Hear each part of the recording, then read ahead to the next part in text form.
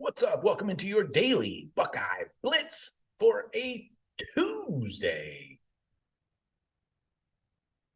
June 13th, 2023. Hope you guys are doing well on a twofer. I wanted to tell you guys again, you really should check out becoming a member of the TBC Friends community. There is a ton of recruiting stuff getting dropped in there. I'm putting out highlight videos of 2024 and 2025 guys, kind of focusing on a few positions at a time, guys that are key targets for the Buckeyes. So click the join button right below this video. Jump in that community. I'm posting every day. I'm posting a recruiting topic, some news, nuggets, things that I find trickling around the web. So hop in there. It's good info. Billy, you tell them. So check it out. TBC Friends, ton of exclusive videos just for joining. And you get a free t-shirt from the buckeyecast.com. Any one you want. So, or a hat. You can get a hat, t-shirt or a hat. Hat would be good for you. Anyway, today we're talking about 5 under the radar Buckeyes for the 2023 season. They're key players, but guys that maybe don't get a lot of run nationally. So got 5 of them for you. These are key pieces to the run for the title, I like to call it. So with a loaded roster, the Buckeyes, we go into every season as one of the favorites to get to the playoffs and then hopefully win the whole freaking thing. So with a roster that has plenty of household names, we know these guys that I'm going to talk about, but I feel like they get a bit overlooked. So I am carrying the flag for these 5 guys. So let's start off. They're mostly offense. So, I didn't really do that on purpose. Mayan Williams, running back. What can you say about Mayan? Chop, meatball, whatever you want to call him. He shares the backfield with a former 5-star 2021 recruit, number 1 running back in the country. It's not surprising that Mayan gets a little overlooked. Henderson had 183 carries as a freshman with over 1,200 yards, 15 touchdowns, even chipped in 27 catches for 300 yards and 4 more touchdowns as a true freshman. So, and you got Mayan. He came in as a 3-star, out of Ohio, 5'8", 227, ran for 500 yards and 3 touchdowns behind Travion in 2021. But with Travion missing time last year, Williams picked up the slack. Mayan ran for 128 times, 825 yards. That's a 6.4 yards per carry. That's legit. And 14 touchdowns. Now, he's not the receiver that Travion is, and he might not be as explosive, but he would be a number 1 option on most teams in the country. So Mayan is my first guy. Keep him in mind there. Number 2, and this is also in the same vein as Travion and Mayan. This is Emeka Egbuka, the wide receiver. He's a former 5-star, had 1,100 yards receiving last year. And, because of the focus on Marvin Harrison Jr., he's probably one of the country's best players at any position.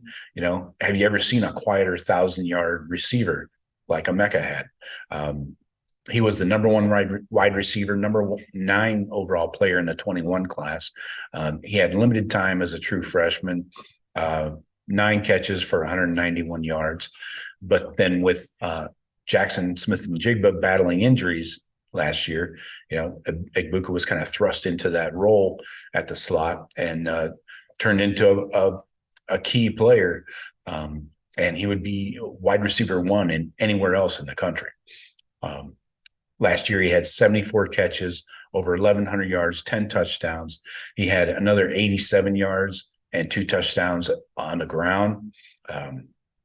He had at least 90 yards and a touchdown in 7 different games. So he does it against everybody. And he shows up when I need you the most. You gave me your very best. He shows up in the big games against Notre Dame, Michigan, and in the playoffs against Georgia. So Emeka is my second guy. Number 3, Cade Stover, the tight end. Started his career, a lot of people forget, at linebacker, then moved to defensive end. He's settled in at tight end, and he caught 5 passes for 76 yards in 2021, but then last year really exploded and had 36 catches, 400 yards, 5 touchdowns. And when you think about the number of playmakers Ohio State has on offense, it really is more impressive than it may sound with just the 36 catches. But when you're spreading the ball around, to all these running backs, all these receivers, it really is impressive for a Buckeye tight end to have over 400 yards and 36 catches. So it was the year of the tight end in my book. Say what you will. Next up, Donovan Jackson, the guard, 5-star from Texas, top-ranked interior O-lineman in his class, number 7 overall player in the 21 class. Didn't enroll until June. Keep that in mind. So he was 6 months behind everybody else in his class, but still won a role on the O-line. He wasn't a starter, but he played in all 13 games as a true freshman. Then he won a starting spot last year as a sophomore and finished as a first-team All Big Ten. That's legit. So with Paris Johnson, Luke Whippler, Dwan Jones moving on to the NFL, Jackson's going to be a key piece of the foundation, and they're going to try and make life easier on a first-year starting quarterback. So Donovan is my number 4. Last up here, Steel Chambers, the linebacker, my only guy on defense, really. I probably could have gone to 6, but anyway, every team wants a linebacker that can run, right? And at 232 pounds, he ran for, don't forget, in high school, he ran for 1,300 yards in each of his final 3 seasons. He was a number 7 athlete, number 145 prospect coming out of in his class. Started his career at running back, and then over his first 2 years, he only had like 28 rushes, 221 yards, and a touchdown. It was a nice 7.9 yards per carry, but then he found a home, moving to linebacker. He started the final 4 games of 2021. Then he had 47 tackles, 5 TFLs on that season. That's how he finished. He started all 13 games for the Buckeyes last year. Finished with 77 tackles, 6.5 TFLs, 2 sacks, 2 interceptions, and recovered a fumble for a touchdown. Also showed up in big games against Georgia. Had 8 tackles. In 2023, he's bringing much needed experience to this Buckeye defense. Not just Tommy, not just Lathan. You bring in needed experience at that linebacker position. So those are my 5 guys. Hit me up in the comments. Let me know what you guys think. Don't forget, click join. I really appreciate you. It's the best way you can support the show. It really helps us out a ton.